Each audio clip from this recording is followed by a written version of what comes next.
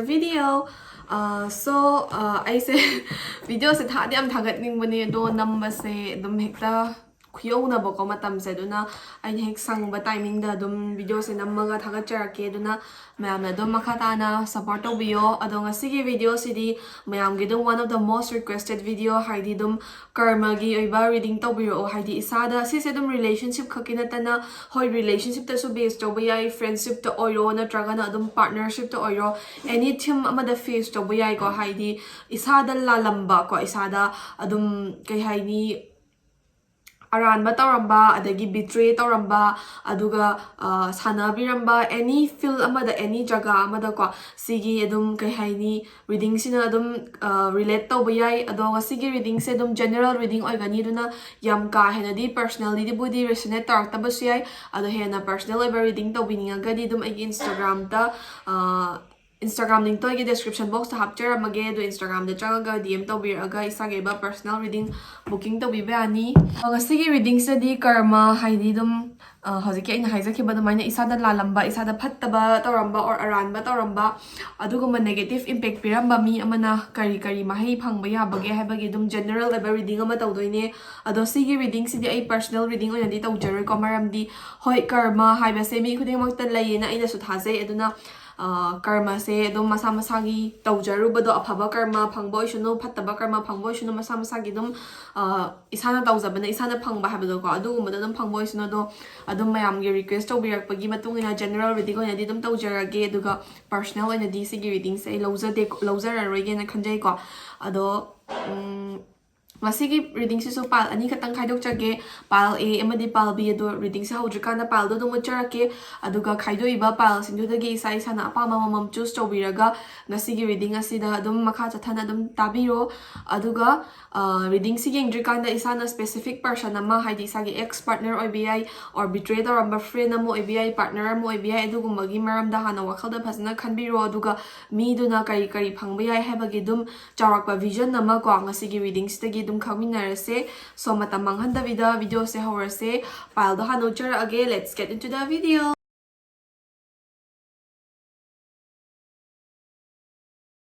So ahamada pile A natragana si gray idol figure se choose to be bagay do adugi haidi isana dum khanbiba mi amada ko haidi moi se dum life ta karamba type of karma phangba ya bage haibagi dum charakpa vision ama karching sidagi yengdoine haidi se loinamak 100% chumani habadi leite du taraga su dum charakpa vision ama di piga doinina generally khadi dum resonate tarakani ko duna pile A khanbi basingna pukning da wakhal da isana dum nungai khidaba leiba aduga hoi isana lalu dabida isada kairamba ko aduguma mi dugi maramda dum wakhalda hana phasana dum like calm mind da ko phasana dum khanbiro hoi kai haini mi ko base soi da bangam banate lan da bangam banate ri taraga su like beyond the limit aduguma thabak to toramba sindudi masa gi karma di soi da namaki lakani ko ado karma do sum haifet charakpa vision nama karma dugi mong mato khara ko adu haifet tang dum yengminase ado karche hana ai pick tawjarage adum yamna simple oiba yamna samlappa reading ama tawse sida ka shu yam ka hen elaborate tawraga yengbagi mathau shu ta de maramdi adum mi do specifically khangba su nate haidi general oina yengpani na ko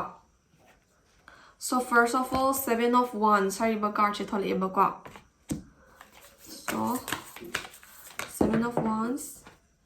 card che double adum chong thore ko sidum yengase ace of wands reverse aduga 5 of cups ko 7 of wands ace of wands reverse and then 5 of cups layer na ko aduga energy card sida sigi energy card sina do moina ahenba phangba yabado ko adu do mu yengdoini do si so mu hafetang safal taw khike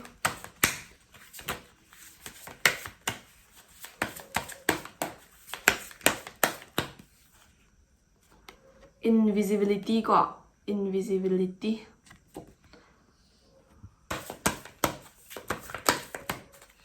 so bottom of the deck to yengminarase closeness ko so card chingje loinamak tipik tawa loire ado yengase adum Chidang negative from the 2A karmanina do masana pataba aranba kumbakara taramani misina koduna karmanina negative karadum yare negative reading se ꯀꯩ ꯍꯥꯏꯅꯤ ꯌꯥꯝ ꯁꯥꯏꯌꯦ ꯑꯗꯨꯅ ꯐꯦꯟꯁꯦ ꯃꯨꯠꯂꯦꯕꯀꯣ ꯑꯗꯣ negative ꯔꯤꯗꯤꯡꯁꯦ ꯑꯗꯨꯝ ꯇꯥꯔꯒ ꯏꯁꯥꯗ ꯉꯁꯥꯏꯒꯤ ꯄꯦꯟꯗꯕ ꯅꯨꯡꯉꯥꯏꯇꯕ ꯃꯌꯥꯝ ꯑꯃ ꯂꯩꯈꯤꯕꯁꯤꯡꯗꯣ ꯁꯤꯁꯤꯅ ꯈꯤꯇꯪ ꯑꯣꯏꯔꯁꯨ ꯀꯥꯝ ꯇꯧꯕ ꯉꯝꯕ ꯑꯗꯒꯤ ꯑꯗꯨꯝ ꯍꯣꯏ ꯃꯤꯗꯨꯅ ꯐꯪꯕ ꯐꯪꯗꯕ ꯍꯥꯏꯁꯦ ꯃꯁꯥꯅ ꯇꯧꯖꯔꯨꯕꯒꯤ ꯃꯔꯥꯜꯗꯨꯒꯤ ꯃꯇꯨꯡ ꯏꯟꯅ ꯑꯗꯨꯝ ꯂꯥꯛꯆꯔꯅꯤ ꯑꯗꯨꯕꯨ ꯑꯗꯨꯝ ꯆꯥꯎꯔꯛꯄ ꯚꯤꯖꯟ ꯑꯃꯅꯦ ꯑꯗꯣ ꯌꯦꯡꯃꯤꯟꯅꯔꯁꯦ ꯀꯩꯀꯩ ꯂꯩꯒꯦ ꯍꯥꯏꯕꯗꯣ ꯁꯣ ꯑꯍꯥꯟꯕ ꯀꯥꯔꯠꯁꯤꯅ 7 of Wands ꯍꯥꯏꯔꯤꯕ ꯀꯥꯔꯠꯁꯦ ꯊꯣꯛꯂꯛꯑꯦꯕꯀꯣ ꯁꯣ ꯁꯤꯒꯤ 7 of Wands ꯍꯥꯏꯔꯤꯕ ꯀꯥꯔꯠꯁꯤꯒꯤ ꯃꯇꯨꯡ ꯏꯟꯅ ꯍꯧꯖꯤꯛꯀꯤ ꯄꯥꯏꯜ ꯑꯦ ꯈꯟꯕꯤꯔꯤꯕꯁꯤꯡꯁꯤꯅ ꯋꯥꯈꯜꯗ ꯈꯟꯕꯤꯔꯤꯕ ꯃꯤꯁꯦꯀꯣ ꯃꯣꯏꯁꯦ ꯍꯧꯖꯤꯛꯁꯦ ꯇꯨꯡꯗ ꯀꯔꯃꯁꯦ ꯑꯗꯨꯝ ꯑꯊꯨꯕ ꯃꯇꯝꯗ ꯌꯥꯝꯅ ꯑꯅꯛꯄ ꯃꯇꯝꯗ ꯂꯥꯛꯀꯗꯧꯕꯒꯤ ꯃꯣꯏꯒꯤ ꯂꯥꯏꯐꯇ ꯏꯚꯟ ꯂꯥꯛꯄ ꯐꯥꯎꯕ ꯍꯧꯔꯝꯕ ꯌꯥꯕꯒꯤ ꯆꯥꯟꯁꯦꯁ ꯂꯩꯔꯦ ꯃꯔꯝꯗꯤ ꯂꯥꯏꯛ ꯃꯣꯏꯅ ꯇꯧꯔꯨꯕ ꯊꯕꯛꯇꯣ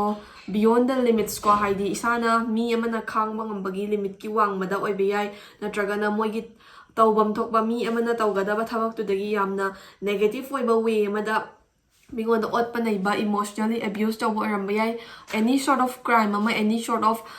ꯑꯔꯥꯟꯕ ꯑꯃ ꯇꯧꯕ ꯑꯣꯏꯔꯝꯕ ꯌꯥꯏ ꯑꯗꯨ ꯇꯥꯔꯒꯁꯨ ꯃꯣꯏꯒꯤ ꯀꯔꯃꯁꯦ ꯋꯥꯠꯄ ꯃꯇꯝ ꯌꯥꯝ ꯋꯥꯠꯄ ꯃꯇꯝ ꯌꯥꯝ ꯆꯪꯕ ꯀꯔꯃꯗꯣ ꯑꯣꯏꯔꯔꯣꯏꯕ ꯑꯗꯨꯝ ꯏꯟꯁꯇꯦꯟꯠꯂꯤ ꯌꯥꯝꯅ ꯍꯔꯠꯐꯨꯜ ꯑꯣꯏꯕ ꯌꯥꯝꯅ ꯄꯦꯟꯗꯕ ꯅꯨꯡꯉꯥꯏꯇꯕꯃꯛ ꯅꯠꯇ꯭ꯔꯒꯁꯨ ꯏꯟꯁꯇꯦꯟꯠꯂꯤ ꯀꯔꯃ ꯈꯔꯗꯤ ꯂꯥꯛꯀꯗꯧꯔꯦꯕꯀꯣ ꯀꯔꯃꯁꯦ ꯀꯔꯤꯅೋ ꯍꯥꯏꯕ ꯃꯇꯝꯗ ꯍꯧꯖꯤꯛ ꯃꯣꯏꯅ ꯂꯥꯏꯐꯇꯀꯣ ꯑꯗꯨꯝ ꯑꯦꯅꯤ ꯊꯕꯛ ꯑꯃ ꯄꯥꯡꯊꯣꯛꯅꯕ ꯍꯣꯠꯅꯕꯗ ꯍꯥꯏꯗꯤ ꯀꯦꯔꯤꯌꯔꯒꯤ ꯑꯣꯏꯔꯣ ꯅꯠꯇ꯭ꯔꯒꯅ ꯔꯤꯂꯦꯁꯟꯁꯤꯞꯇꯕꯨ ꯑꯣꯏꯔോ ꯑꯦꯅꯤ ꯑꯦꯗꯚꯥꯟꯁꯃꯦꯟ ꯑꯃ ꯇꯧꯅꯕ ꯍꯣꯠꯅꯔꯛꯄꯗ ꯃꯣꯏꯗꯁꯨ ꯑꯗꯨꯝ ꯑꯌꯦꯠ ꯑꯄꯟ ꯃꯌꯥꯝ ꯑꯃ ꯊꯦꯡꯅꯕ ꯃꯤꯅ ꯈ꯭ꯔꯛ ꯌꯦꯡꯁꯤꯟꯕꯒꯨꯝꯕ ꯑꯗꯒꯤ ꯃꯤꯅ ꯆꯩꯕꯤꯕ ꯉꯥꯡꯕꯤꯕ ꯑꯗꯒꯤ ꯃꯤꯒꯤ ꯃꯤꯅꯣꯛ ꯃꯩꯁꯥ ꯆꯪꯕ ꯍꯥꯏꯒꯗ꯭ꯔꯥ ꯑꯗꯨꯒ ꯀꯩ ꯍꯥꯏꯅꯤ ꯃꯣꯏꯅ ꯑꯦꯅꯤ ꯐꯤꯜ ꯑꯃ ꯈꯣꯡ ꯑꯃ ꯁ꯭ꯇꯦꯞ ꯑꯃ ꯊꯥꯡꯕ ꯃꯇꯝꯗ ꯈꯣꯡꯊꯥꯡ ꯑꯃ ꯊꯥꯡꯕ ꯃꯇꯝꯗ ꯃꯤꯅ ꯈ꯭ꯔꯛ ꯌꯦꯡꯁꯤꯜꯂꯒ ꯑꯗꯨꯝ ꯃꯤꯒꯤ ꯚꯤꯖꯟꯗꯨꯒꯤ ꯑꯦꯀꯣꯔꯗꯤꯡꯗ ꯏꯁꯥꯁꯦ ꯑꯣꯏꯅ ꯆꯠꯂꯛꯄꯩ ꯇꯥꯏꯞꯇ ꯇꯧꯔꯛꯄ ꯍꯥꯏꯗꯤ ꯍꯧꯖꯤꯛꯀꯤ ꯄꯥꯏꯜ ꯑꯦ ꯈꯟꯕꯤꯔꯤꯕꯁꯤꯡꯁꯤꯅ ꯋꯥꯈꯜꯗ ꯚꯤꯖꯨꯑꯦꯂꯥꯏꯁ ꯇꯧꯕꯤꯔꯤꯕ ꯃꯤꯁꯦ ꯃꯣꯏꯒꯤ ꯂꯥꯏꯐꯇ ꯍꯧꯖꯤꯛꯁꯦ ꯑꯗꯨꯝ ꯑꯊꯨꯕ ꯃꯇꯝꯗ ꯊꯕꯛ ꯑꯃ ꯄꯥꯡꯊꯣꯛꯀꯦꯅ ꯈꯟꯕ ꯅꯠꯇ꯭ꯔꯒꯅ ꯔꯤꯂꯦꯁꯟꯁꯤꯞꯀꯨꯝꯕꯗ ꯄ꯭ꯔꯣꯒ꯭ꯔꯦꯁ ꯇꯧꯒꯦꯅ ꯈꯟꯕ ꯃꯇꯝꯗꯀꯣ ꯁꯣꯁꯥꯏꯇꯤꯅꯕꯨ ꯑꯣꯏꯔꯣ ꯐ꯭ꯔꯦꯟ ꯁꯔꯀꯜꯅꯕꯨ ꯑꯣꯏꯔꯣ ꯑꯣꯔ ꯃꯉꯣꯟꯗ ꯌꯦꯡꯁꯤꯟꯕ ꯃꯤꯁꯦ ꯃꯌꯥꯝ ꯑꯃ ꯊꯣꯛꯂꯛꯄ ꯍꯥꯏꯇꯥꯔꯦꯀꯣ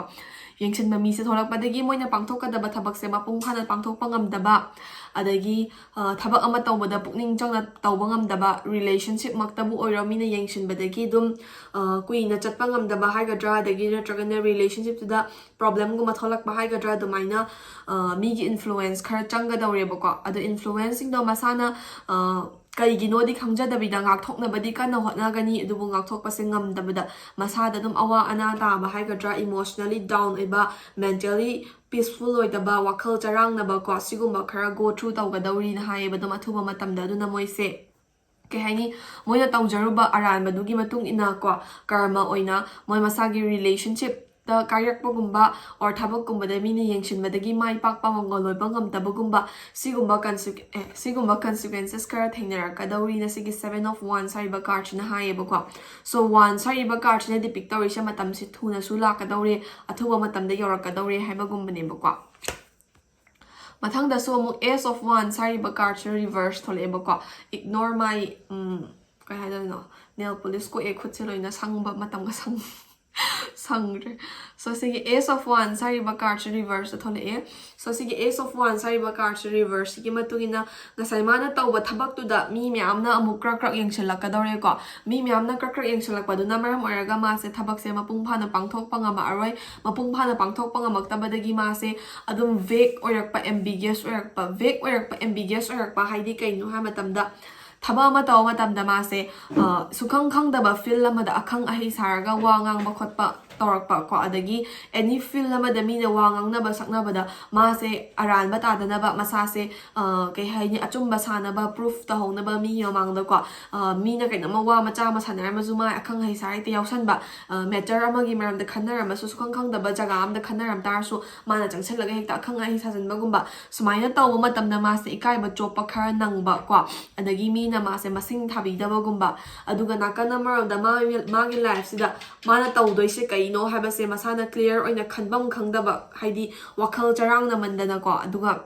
ꯉꯥꯏꯍꯥꯛꯀꯤ ꯃꯤ ꯃꯄꯥ ꯄꯪꯄꯥꯡꯗ ꯄꯥꯡꯊꯣꯛꯄꯒꯨꯝꯕꯗꯒꯤ ꯃꯥꯒꯤ ꯂꯥꯏꯐꯇ ꯑꯗꯨꯝ ꯂꯣꯁꯀꯨꯝꯕ ꯑꯣꯏꯔꯛꯄ ꯑꯗꯨꯒ ꯑꯣꯄꯣꯔꯆꯨꯅꯤꯇꯤ ꯑꯐꯕꯒꯨꯝꯕ ꯂꯥꯛꯑꯁꯨ ꯒ꯭ꯔꯦꯞ ꯇꯧꯕ ꯉꯝꯗꯕꯤꯗ ꯆꯠꯈꯤꯕꯒꯨꯝꯕ ꯍꯥꯏꯇꯥꯔꯦꯀꯣ ꯑꯗꯨꯒ ꯅꯥꯀꯟ ꯑꯃꯔꯣꯝꯗ ꯉꯁꯥꯏꯒꯤ ꯄꯤꯁ ꯑꯣꯐ ꯃꯥꯏꯟꯗꯣ ꯁꯨꯝ ꯐꯪꯉꯛꯇ꯭ꯔꯕꯅꯤna ꯃꯦꯟꯇꯦꯜ ꯁ꯭ꯇꯦꯕꯤꯂꯤꯇꯤꯗꯣ ꯁꯨꯝ ꯐꯪꯉꯛꯇ꯭ꯔꯕꯅꯤna ꯃꯥꯒꯤ ꯄꯔꯁꯅꯦꯜ ꯔꯤꯂꯦꯁꯟꯁꯤꯞꯇ ꯑꯣꯏꯔꯣ ꯄꯔꯁꯅꯦꯜ ꯀꯦꯔꯤꯌꯔꯗ ꯑꯣꯏꯔꯣ ꯑꯀꯥꯏꯕꯒꯨꯝꯕ ꯑꯗꯨꯝ ꯂꯥꯛꯄ ꯑꯗꯨꯗꯨꯒ ꯑꯗꯨꯝ ꯃꯥꯁꯦ ꯇꯧꯐꯝ ꯈꯪꯗꯕ ꯐꯨꯝꯕꯪꯅꯕ ꯋꯥꯈꯜ ꯆꯔꯥꯡꯅꯕ ꯁꯦꯇꯜ ꯑꯣꯏꯗꯕ ꯁꯤꯒꯨꯝꯕꯁꯤꯡꯁꯤꯁꯨ ꯑꯗꯨꯝ ꯑꯊꯨꯕ ꯃꯇꯝꯗ ꯊꯦꯡꯅꯔꯛꯀꯗꯧꯔꯦꯅ ꯍꯥꯏꯌꯦꯕꯀꯣ ꯃꯊꯪꯒꯤ ꯀꯥꯔꯠꯁꯤꯗꯅ 5 of Cups ꯍꯥꯏꯔꯤꯕ ꯀꯥꯔꯠꯁꯦ ꯊꯣꯛꯂꯛꯑꯦꯕ 5 of Cups ꯍꯥꯏꯔꯤꯕ ꯀꯥꯔꯠꯁꯤꯒꯤ ꯃꯇꯨꯡ ꯏꯟꯅ ꯂꯥꯏꯐꯇꯀꯣ ꯑꯗꯨꯝ 5 months ꯁ꯭ꯋꯥꯏꯁꯤꯗ ꯍꯥꯏꯗꯤ ꯉꯁꯥꯏ ꯀꯔꯃꯁꯦ ꯌꯥꯝ ꯊꯨꯅ ꯑꯗꯨꯝ ꯂꯥꯛꯀꯗꯧꯔꯦꯅꯁꯨ ꯍꯥꯏꯌꯦ ꯑꯗꯣ ꯁꯤꯗꯅ ꯑꯗꯨꯝ ꯑꯦꯛꯖꯦꯛꯠꯂꯤ ꯑꯗꯨꯝ 5 months around 5 months ꯁ꯭ꯋꯥꯏꯁꯤꯗꯀꯣ ꯍꯥꯏꯗꯤ 5 monthsꯀꯤ ꯃꯅꯨꯡꯗ ꯍꯥꯏꯕ ꯅꯠꯇꯦ 5 months ꯍꯧꯖꯤꯛꯇꯒꯤꯅ 5 months ꯁꯨꯔꯛꯄ ꯁ꯭ꯋꯥꯏ ꯐꯥꯎꯒꯤ ꯃꯅꯨꯡꯗ ꯃꯣꯏꯁꯦ ꯀꯩ ꯍꯥꯏꯅꯤ ꯗꯤꯁꯑꯄꯣꯏꯟꯃꯦꯟꯠ ꯑꯆꯧꯕ ꯑꯃ ꯐꯦꯁ ꯇꯧꯕ ꯂꯥꯏꯐꯇ ꯍꯥꯏꯗꯤ ꯍꯧꯖꯤꯛꯀꯤ ꯄꯥꯜ ꯑꯦ ꯈꯟꯕꯤꯔꯤꯕ ꯃꯤꯁꯤꯡꯁꯤꯅ ꯋꯥꯈꯜꯗ ꯚꯤꯖꯨꯑꯦꯂꯥꯏꯁ ꯇꯧꯔꯤꯕ ꯃꯤꯁꯤꯡꯁꯦ ꯃꯣꯏꯒꯤ ꯂꯥꯏꯐꯇ ꯑꯗꯨꯝ ꯃꯣꯏꯅ ꯌꯥꯝꯅ ꯇꯁꯦꯡꯅ ꯑꯣꯏꯊꯣꯛꯑꯅꯤ ꯀꯥꯏꯅ ꯈꯟꯖꯔꯨꯕ ꯊꯕꯛ ꯑꯃ ꯑꯣꯄꯣꯔꯆꯨꯅꯤꯇꯤ ꯑꯃ ꯒ꯭ꯔꯦꯞ ꯇꯧꯔꯝꯗꯥꯏꯗ ꯐꯠ ꯂꯥꯎꯅ ꯅꯥꯟꯊꯣꯛꯈꯤꯕꯒꯨꯝꯕꯀꯣ 5 months ꯁ꯭ꯋꯥꯏꯁꯤꯗ ꯑꯗꯨ ꯅꯠꯇ꯭ꯔꯒꯅ ꯃꯣꯏꯅ ꯔꯤꯂꯦꯁꯟꯁꯤꯞ ꯑꯃꯗ ꯕꯤꯇ꯭ꯔꯦ ꯇꯧꯔꯝꯃꯒ ꯆꯠꯈꯤꯕ ꯑꯣꯏꯔꯦꯅ ꯈꯜꯂꯁꯦꯕꯀꯣ ꯑꯗꯨꯃꯥꯏꯅ ꯕꯤꯇ꯭ꯔꯦ ꯇꯧꯔꯒ ꯆꯠꯈꯤꯕ ꯔꯤꯂꯦꯁꯟꯁꯤꯞꯇꯣ ꯃꯥꯒꯤ ꯉꯁꯥꯏꯒꯤ 5 months ꯁ꯭ꯋꯥꯏꯗ ꯁꯨꯔꯛꯄ ꯃꯇꯝꯗ ꯃꯥꯅ ꯑꯅꯧꯕ ꯔꯤꯂꯦꯁꯟꯁꯤꯞ ꯑꯃ ꯂꯩꯔꯝꯕ ꯌꯥꯏꯑꯕ ꯑꯅꯧꯕ ꯔꯤꯂꯦꯁꯟꯁꯤꯞ ꯑꯃ ꯅꯠꯇ꯭ꯔꯒꯅ ꯃꯥꯅ ꯈꯟꯖꯕ ꯃꯤ ꯑꯃ ꯀ꯭ꯔꯁꯀꯨꯝꯕ ꯑꯗꯨꯒꯨꯝꯕ ꯂꯩꯔꯝꯕꯁꯨ ꯌꯥꯏ ꯑꯗꯨꯒꯨꯝꯕ ꯃꯤꯗꯨꯅ ꯍꯥꯏꯗꯤ ꯃꯥꯅ ꯌꯥꯝꯅ ꯁꯤꯒꯤ ꯃꯤꯁꯤꯒꯤꯗꯃꯛꯇ ꯊꯥꯗꯣꯛꯑꯒ ꯆꯠꯈꯤꯕꯒꯨꯝꯕ ꯕꯤꯇ꯭ꯔꯦ ꯇꯧꯔꯝꯕꯒꯨꯝꯕꯗꯣ ꯑꯗꯨꯒꯨꯝꯕ ꯃꯤꯗꯨꯅ ꯃꯥꯁꯦ ꯑꯃꯨꯛ ꯗꯤꯁꯑꯄꯣꯏꯟꯠ ꯇꯧꯔꯝꯕ ꯃꯥꯁꯦ ꯊꯥꯗꯣꯛꯑꯝꯕꯒꯨꯝꯕ ꯑꯗꯨꯃꯥꯏꯅ ꯃꯁꯥꯗ ꯏꯟꯁꯇꯦꯟꯠ ꯀꯔꯃꯒꯤ ꯇꯥꯏꯞꯇ ꯂꯥꯛꯄꯗꯣꯀꯣ ꯑꯗꯨꯃꯥꯏꯅ ꯊꯦꯡꯅꯕ ꯑꯗꯨꯒ ꯃꯤꯁꯐꯣꯔꯆꯨꯟ ꯑꯦꯟ ꯂꯣꯁ ꯀꯣ ꯍꯥꯏꯗꯤ ꯄꯩꯁꯥ ꯅꯨꯡꯁꯥꯒꯤ ꯐꯤꯜꯗ ꯑꯣꯏꯔꯣ ꯑꯗꯒꯤ ꯑꯗꯨꯝ ꯊꯕꯛ ꯏꯟꯈꯥꯡꯒꯤ ꯐꯤꯜꯗ ꯑꯣꯏꯔꯣ ꯃꯥꯅ ꯇꯧꯖꯔꯨꯕꯗꯣ ꯑꯗꯨꯒꯤ ꯆꯞ ꯆꯥꯕ ꯑꯦꯕꯁꯣꯂꯨꯠ ꯑꯣꯏꯕ ꯃꯍꯩꯒꯤ ꯇꯥꯏꯞꯇ ꯃꯉꯣꯟꯗꯁꯨ ꯗꯥꯎ ꯌꯥꯗꯕ ꯃꯤꯁꯐꯣꯔꯆꯨꯟ ꯑꯦꯟ ꯐꯦꯂꯤꯌꯔꯁꯀꯨꯝꯕ ꯗꯤꯁꯑꯄꯣꯏꯟꯃꯦꯟꯠꯁꯀꯨꯝꯕ ꯐꯦꯁ ꯇꯧꯕ ꯑꯗꯨꯒꯨꯝꯕ ꯅꯦꯒꯦꯇꯤꯚ ꯑꯣꯏꯕ ꯀꯔꯃ ꯃꯌꯥꯝ ꯑꯃꯅ ꯃꯥꯁꯦ ꯉꯥꯏꯔꯒ ꯂꯩꯌꯦꯅ ꯍꯥꯏꯌꯦꯕ ꯑꯗꯨꯁꯨ ꯃꯇꯝꯁꯦ ꯌꯥꯝ ꯀꯨꯏꯅ ꯅꯠꯇꯕ ꯑꯗꯨꯝ ꯑꯊꯨꯕ ꯃꯇꯝꯗ ꯃꯉꯣꯟꯗ ꯀꯔꯃꯁꯤꯅ ꯔꯤꯐ꯭ꯂꯦꯛ ꯇꯧꯔꯛꯄ ꯌꯥꯕꯒꯤ ꯃꯑꯣꯡꯗ ꯂꯩꯌꯦꯅ ꯍꯥꯏꯌꯦꯕꯀꯣ ꯁꯣ ꯃꯦꯖꯔ ꯇꯦꯔꯣꯠ ꯀꯥꯔꯠꯁꯤꯡꯁꯤꯗꯒꯤ ꯑꯩꯈꯣꯏꯅ ꯄꯥꯏꯜ ꯑꯦꯒꯤꯗꯃꯛꯇ ꯀꯩ ꯈꯪꯕ ꯉꯝꯒꯦ ꯍꯥꯏꯕ ꯃꯇꯝꯗ ꯄꯥꯏꯜ ꯑꯦ ꯈꯟꯕꯤꯔꯤꯕꯁꯤꯡꯁꯤꯗ ꯂꯥꯜꯂꯝꯕ ꯑꯔꯥꯟꯕ ꯇꯧꯔꯝꯕ ꯃꯤꯁꯤꯡꯁꯦ ꯁꯤꯁꯤꯗ ꯍꯥꯏꯗꯤ ꯋꯥꯈꯜꯗ ꯏꯁꯥꯅ ꯚꯤꯖꯨꯑꯦꯂꯥꯏꯁ ꯇꯧꯕꯤꯔꯤꯕ ꯃꯤꯗꯣ ꯐꯥꯔꯁ ꯑꯣꯐ ꯑꯣꯜ ꯃꯣꯏꯁꯦ ꯑꯊꯨꯕ ꯃꯇꯝꯗ ꯀꯔꯃꯁꯦ ꯃꯣꯏꯒꯤ ꯂꯥꯏꯐꯇ ꯔꯤꯐ꯭ꯂꯦꯛ ꯇꯧꯔꯛꯀꯗꯣꯔꯦ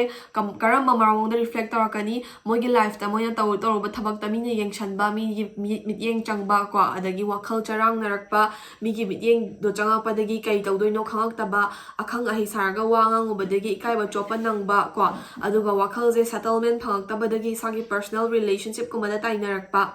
ꯑꯗꯨ ꯅꯠꯇ꯭ꯔꯒꯅ ꯔꯤꯂꯦꯁꯟꯁꯤꯞꯀꯨꯝꯕꯗ ꯕꯤꯇ꯭ꯔꯦ ꯇꯧꯔꯝꯃꯒ ꯆꯠꯈꯤꯕ ꯑꯣꯏꯔꯒꯅ ꯃꯣꯏꯅ ꯈꯟꯖꯔꯤꯕ ꯃꯤꯗꯨꯅ ꯗꯤꯁꯑꯄꯣꯏꯟꯃꯦꯟꯠ ꯄꯤꯔꯝꯕꯒꯨꯝꯕ ꯄꯩꯁꯥ ꯅꯨꯡꯁꯥꯒꯤ ꯐꯤꯜꯗ ꯀꯦꯔꯤꯌꯔꯒꯤ ꯐꯤꯜꯗ ꯕꯤꯇ꯭ꯔꯦ ꯇꯧꯔꯝꯕ ꯑꯔꯥꯟꯕ ꯇꯧꯔꯝꯕ ꯑꯣꯏꯔꯒꯅ ꯃꯣꯏꯗ ꯃꯤꯁꯐꯣꯔꯆꯨꯟꯒꯨꯝꯕ ꯃꯥꯡꯖꯕꯒꯨꯝꯕ ꯃꯌꯥꯝ ꯑꯃ ꯅꯪꯕ ꯏꯟꯁꯇꯦꯟꯠꯂꯤ ꯑꯗꯨꯝ ꯔꯤꯐ꯭ꯂꯦꯛ ꯇꯧꯔꯛꯄ ꯌꯥꯕꯒꯤ ꯚꯤꯖꯟꯁꯦ ꯌꯥꯝ ꯆꯥꯎꯅ ꯂꯩꯔꯦꯅ ꯍꯥꯏꯌꯦꯕꯀꯣ ꯑꯗꯨꯅ ꯑꯊꯨꯕ ꯃꯇꯝꯗ ꯑꯗꯨꯝ ꯄꯥꯏꯔꯛꯑꯦ ꯈꯟꯕꯤꯔꯤꯕꯁꯤꯡꯁꯤꯗ ꯑꯔꯥꯟꯕ ꯇꯧꯔꯝꯕ ꯐꯠꯇꯕ ꯇꯧꯔꯝꯕ ꯃꯤꯁꯤꯡꯁꯦ ꯑꯗꯨꯝ ꯔꯤꯒ꯭ꯔꯦꯠ ꯂꯥꯛꯄꯒꯤ ꯀꯔꯃ ꯂꯥꯛꯄꯒꯤ ꯆꯥꯟꯁꯦꯁꯁꯦ ꯌꯥꯝ ꯆꯥꯎꯅ ꯂꯩꯌꯦꯅ ꯀꯥꯔꯠꯁꯤꯡꯁꯤꯗꯒꯤ vision ꯐꯪꯉꯦꯀꯣ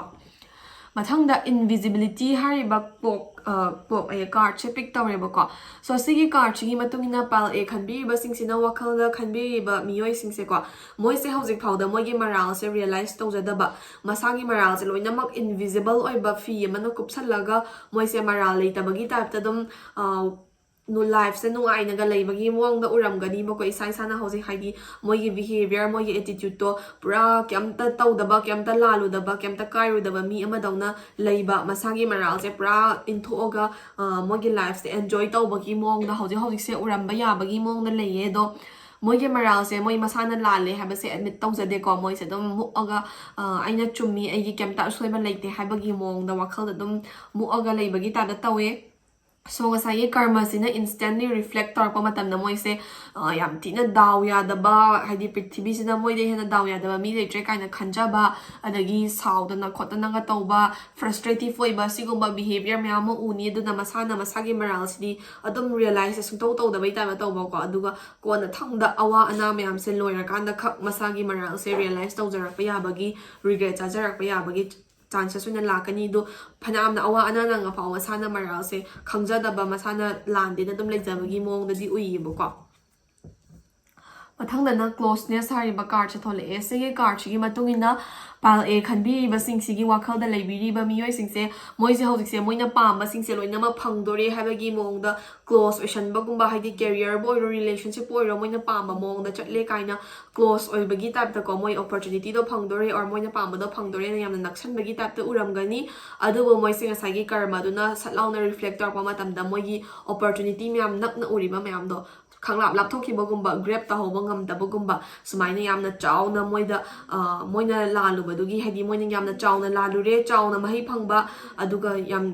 yam ka hena lalu da boy raga na ka hena adum wada bida adum matam khara face khara wara relation ki ba sumai na budi chat kani masa masa gi karma ni ko khoina ol luba changdam na ruba ngam badi na te ri taraga su masa na tau jaru ba du gi mahai di simai na phang ba ya gani ha ba do card ching si da gi vision phange da na ko so ngasi gi na di pal a gi karma gi related oi ba reading sing matang sai da loire sidagi dum general reading ni na loina ma resonate tau draga su dum haifetang khanda ya ba khangjin biraga dum smai smai tar pa yai ko have do khalaga isa su isa gi life ta fazana mo phone dum tau biro haiti phatta ba tar ma du su masa masa gi dum hai phangjarani aduna isana da mingon da land na ba mingon da soida na ba dum hotna biyo ko ado ngasi ga di reading se matang soida loi jare ado mathang da hen interesting oiba reading tar na ba hotna jage ngasi ga di thank you for watching mathangda pal b natragana sigi blue idol figure se choose to be bagaido adugi dum haidi moida lalamba moida asoiba aran ma taramba natragana relationship kumba da betray taramba miyoi sinduda adum masa masa gi oiba kari karma phangba ya bagi habagi charakpa vision nama yengna bagi damakta pal b ki su mu hoji card pick tarse ado ngasai mamang da su video hodrikan da haija kiba dumaina general reading oibanina yam ka hena personality resonate tawdaba su yai dui taraga su adum charakpa vision namadi khangminarse yengminarse ko so first of all I card chana pick tawjarage ai mai sam mamme ngasi se du so card se shuffle taraga ahamada card ahum hana pick tawarse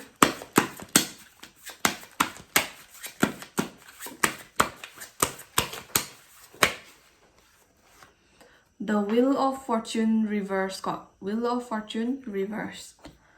and then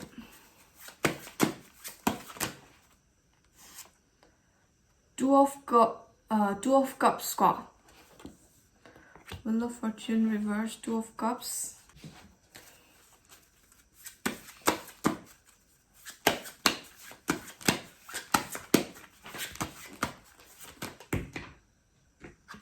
Three of Cups reverse ko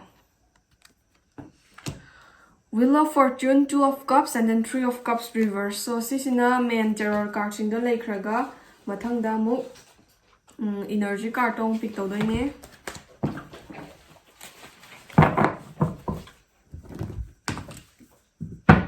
So energy card siya mo yung ase intuition ko intuition, and then bottom of the deck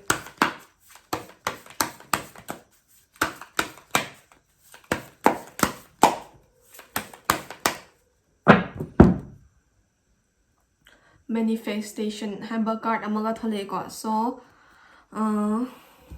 card sing je pick tawre do pile a gi yengkiba do maina si sudum tarot card sing je hana explain tawjar age, and then energy card siga loina na pile b khanbiri basingi adum life ta betray taramba or any negative impact ama piramba miduna kai type of karma phangba ya bage habadugi mostly adugumba da lagtoini ado vision se card sing je pick tawba loirabanina explain tawba hauser age do kai lege habadu yangase.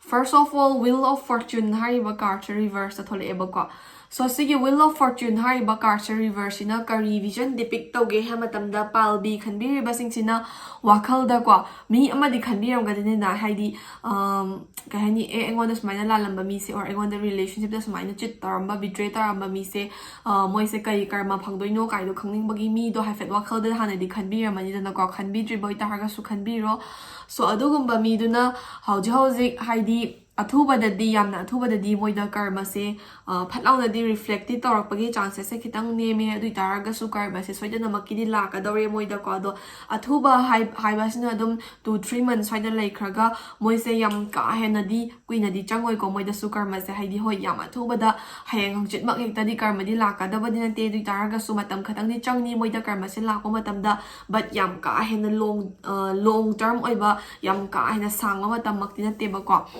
The first of all, Wheel of Fortune hariba card reverse ina moige life da suko yamna unfortunate oiba events khara haidi moina supam pam da ba expect su to da ba moige life da su thok haning da ba hai tare ko hoi moina mingon da hurt tawrure moina mingonda lalure habase moi masana admit tawe ba haidi relationship ta betray taramba bu oiro natraga na mingonda kairo babu oiro or mingonda career gi field da oiro paisa nungsa gi field da oiro friendship ta bu oiro any field amada kairo ba lalu base moi masana khangdi khangjai ba ko ado mingonda soi khre lan khre dumakti haidok te ba moidi maramdi masana maral do khangjai masana soi habado khangjai ri targa su khangna dum achumba saraga leibagumba or khangna dum maral leitaba saraga leibagumba adumaya tawe aduga khangdabadi ate moi samara lei hese khangdi khangjaiba aduna khanga tawbadina hoi moida karma se yam thuna di laktraga su adum yam ka hena su koina changoi habanina karma se lakti lakadore adu moina yamna pamdaba life expectation tawdaba AC gi thawok si di life si da sutoi aroi kana khaluba unexpected oiba thabak khara yamna daw yadaba mong da unfortunate oiba mong da moida lakadore bako adu duga moi se adum mi amada yamna attach oibagumba or moina yamna khanjaba thabakkumba oiro yamna moina yamna pamjana khanjaba mi oiro thabak oiro adugumbadagi moise disconnected oiba ko aduduga moina yamna pamjaba chances kumba opportunity gumba se la aga moyo mangda phalawna la laga chatkhraga moina grab ta hoba ngam hoda bagumba aduguma misfortune khara haidi wheel of fortune ja si je reverse na misfortune khara la ka dore mogi life ta na hairi ne bako sigi cards na aduna moina la lubani na lale khangna so dum admit taw de bida soye khole hai de bida adum masana khangna achum basaraga lairabani na heno worse oi ba punishment gi ta moi da su yamna unfortunate oi ba thaba khara thoka dawri na hai ne bako mathangi card na 2 of cups sai ba card che thole ko sigi card gi matungina palbi khanbi ba sing sina wakhal da leibi ba mi sing se ko moi se hauji kyo na di moi sam nung ai na leibagi mo do ye haidi moi na pamjaba mi ga close oi ba phangba gumba adagi moi na pamjaba thabak gumba se sugumba gi maram da mi ga nakshin na ba hai colleague gumba phawa nakshin na ba gi ta tawba adagi dum wakhal jana ba mi khara thengnaraga moi gi life jam na enjoy taraga yamna nungai raga leibagi mong do ye ba hauji kyo ni ko haidi adum celebrations kumba happiness kumba connected feelings kumba adugumba khara loina raga leraga moise harauna tayamna adum moina tawgiba mayam do kauthoga moi life se enjoy taraga chatpagi taba tawe bako aduba ikui dabida haidi matam khara law taraga su ko ikui dabida moi gi life tanga sagi connected orami mami duga disconnect ora panga sai first card na so haibado ko adagi thabak amada inkhang amada phasana pulamba harau tayamna pulamba marok mapang raga su kainarak pagumba thabak kumba raga su phangada ba opportunity ngairaga leirabado phangdabagumba si se card chingche dum chapmana ba relatable of vision pibagi tap tawe ko mathangna na amu 3 of cups sari ba card reverse thole eba ko so sigi 3 of cups sari ba card reverse ina palbi khanbi ba singda dum some sort of negative impact piramba aran ba tawramba mi oisana wakal da khanbi ba mi singse moigi life da third person influence lak pa yabagi chances leba third person influence haisina kai no ha matamda moina phasna khanjaba moina nungsina loina jaba mi duda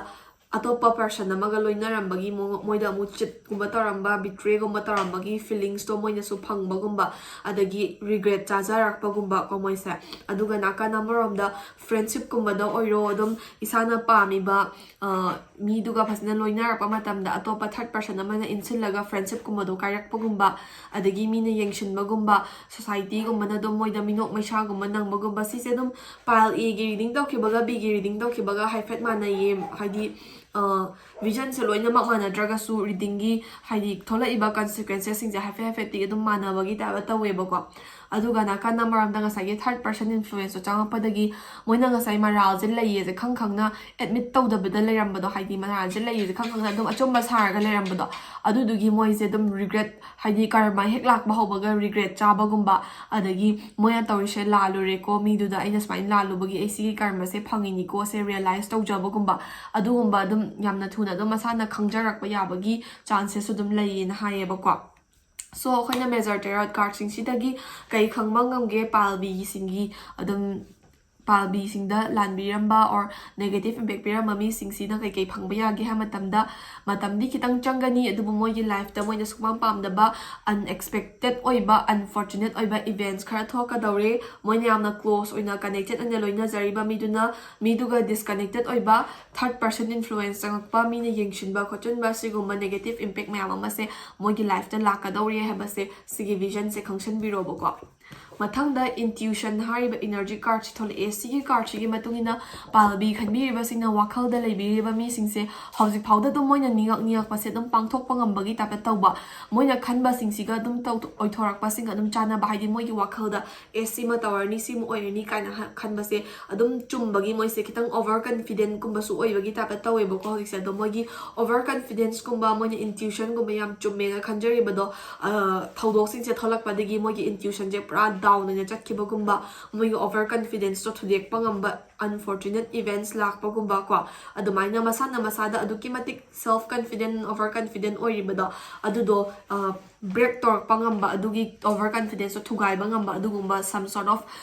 kai haini negative oiba thaudok khara moigi life to thoka dawri habasima khangjin birobo ko aduga mathangi card china manifestation hariba card che thole so sigi manifestation hariba card chi gi matungina pile b khanbiri basingna wakhalda khanbiri mi singse moise dom moigi life ta sigumba karma gi oiba thongdo khara reflector pa unfortunate oiba events khara thola pa matamda moise easily di breakdown tawroiba ko haidi dom moise amna strong minded oiba stubborn oiba aduguma mi khara ni na haiduna moise easily di breakdown tawroi aduguma problem khara tholak pada moi manifest araga kholaga problem na solve tawna bo hotna kaniba ko aduga hoi moi masana hotna jabagi matungina problem no solve to bangam khibadi yai adu taraga su thoiba problem dugi negative impact in lifelong oina leihoba yabagi vision pi ba du na moi se hoi nga hak tugi tholaiba problem do overcome ni to bangam khini ngam khiba yabai chances lai maram di moi samna strong oiba character oina describe taweba adu taraga su moi nga hak tugi ba problem do overcome to bangam taraga su problem dugi impact se life ta dum tapna haidi karma se mapulap amuk tamulap job law na lak na tapna life ki phases khudimang ta karma je chaitho yalak pai tap da adamaina oina tawgani na haiba ko duna moina phanamna strong oiraga su karma sina dum kai haini daily basis ta hon tawai tap da no mogi khra yen bai tap ta ko adamaina karma se chaitho ago ni yalakani amuk ta job law na phangba adu phangoi ba ko so sisina kai taraka doino haba dum nga sagi mogi overconfidence magi confidence nature do adu do tap na sum thugai ra pai tap ba taw do ko moina tawjaru ba do amuk ta pula pithokhadi moi overcome taraga dum kem ta realize tar roi duna tapna oina karma sina yelak pagi mong ne ba ko so palbi khanbi wasingi dum wakhalda leibiriba miyoi sing haidi sada aran batoram be sada negative impact piram miyoi sing se moi se yam thuna na traga sudum tapna karma na masagi dum tawja badugi dum mahai soida na maki dum phanga ani ko aduna isagi ba on life ta dum phasna focus to biro isagi on life ta move on to biro kai shu moi gi damok ta yam ka haina thulong na khanjin biro nu moi gi su phangam thok dum phangjarani ko so ngasi gi na di palbi gi su reading matang soida loijare adum mathang de hen interesting over reading taw na bhot na jarake ngasi gi na di thank you for watching so ngasi gi na di reading se matang soida lo shinjarage do ngasi gi reading se phasna tabiraga dum reading se kamai tawge nungai tabra adagi dum wakhal da ke phaubi ge habado comment dum isagi harauba nungai taba singdo adum share tawbiramo adagi mathangda kai topic ta reading sem sige habado sumayam gi mot dum suggest tawbiramo aina dum sem mangamgadaba topic oiragadi samjarake aduga agi channel asibu makhata na support tawbiyo video asibu like amadi comment tawbiramo aduga share shu tawbiyo adu hena grow tawbada mayam help tawbiyo changnaina dum video happa ngamna hona jarake ngasi oina di general reading se matang side shinjarage thank you for watching my video stay tuned for more